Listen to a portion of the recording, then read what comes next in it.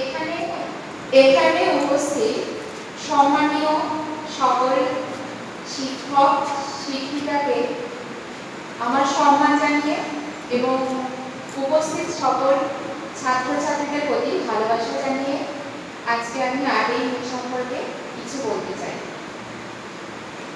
আজকে 8ই মে আমাদের জীবন তথা সমগ্র দেশবাসীর জীবনে খুবই গুরুত্বপূর্ণ একটা 3টে দিবস পালন হয়। এই দিবসগুলি হলো বিশ্ব থ্যালাসেমিয়া ডে এবং ওয়ার্ল্ড রেড ক্রস ডে পালিত হয়।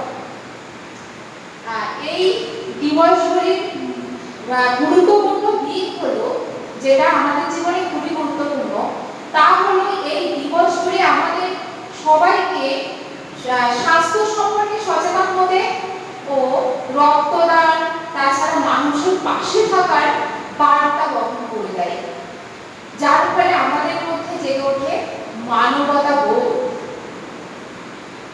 আজকে 8ই মে থ্যালাসেমিয়া ডে। এই আমরা সবাই জানি এই থ্যালাসেমিয়া ডে হচ্ছে এই থ্যালাসেমিয়া একটা বংশগত রোগ, যার ফলে কি হয় আমাদের শরীরে হিমোগ্লোবিন খুব কমে যায় এবং আমাদের প্রতিনিয়ত রক্ত নিতে হয়।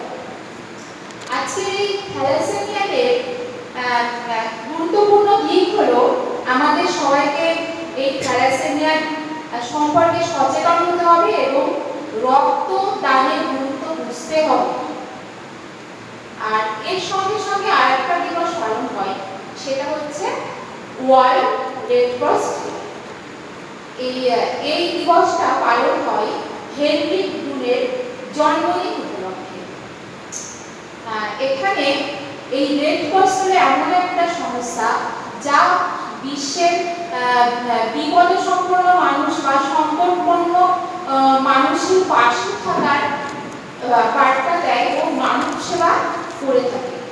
অর্থাৎ আজকের এই দিন থেকে আমাদের এই শিক্ষা নিতে হবে, আমাদের সবাইকে সকলে একে অপরের সঙ্গে সহযোগিতা ও সহমর্মিতা বোধ গড়ে তুলতে হবে।